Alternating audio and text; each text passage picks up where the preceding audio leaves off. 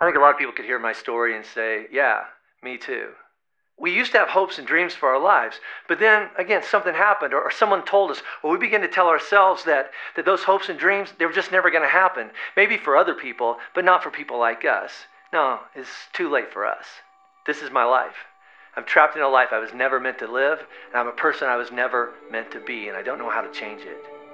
I remember that became crystal clear for me. It was back in college, I was listening to this country preacher tell this old C.S. Lewis story about this boy who became a dragon. But really it was a story about a boy who got trapped in a monster that had become his life. And he tried to fix his life, but he didn't know how. He didn't know how to stop being a dragon. He didn't know how to change anything. And then he met the lion. The lion came and ripped those scales off, and he reached inside of that dragon and he pulled that boy out and plunged him in the water. And when he came up, he was a boy again. And I remember listening to that story, and I remember I couldn't breathe because that's my story. I remember calling out to God and just saying, God, I'm a dragon. I've become this person and I don't know what to do. I don't know how to change my life. I don't know how to fix anything. I just need you to help me. And that's when it started clicking for me. About grace and mercy. About forgiveness. About being forgiven.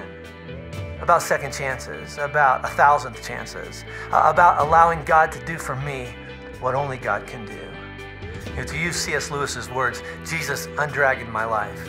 I mean, he didn't go back and undo my past or rewrite my history, but he can, and he did forgive me, but he didn't stop there.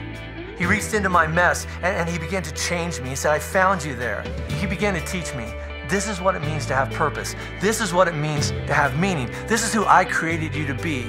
This is who you can still be. This is what it looks like to be healed. This is what it looks like to be forgiven. This is what it looks like to live connected to God. This is how to run after the abundant life that I created you to live. This is what's right. This is what's wrong. And this is what's true. This way leads to life, and this way leads to death. And you can do anything you want.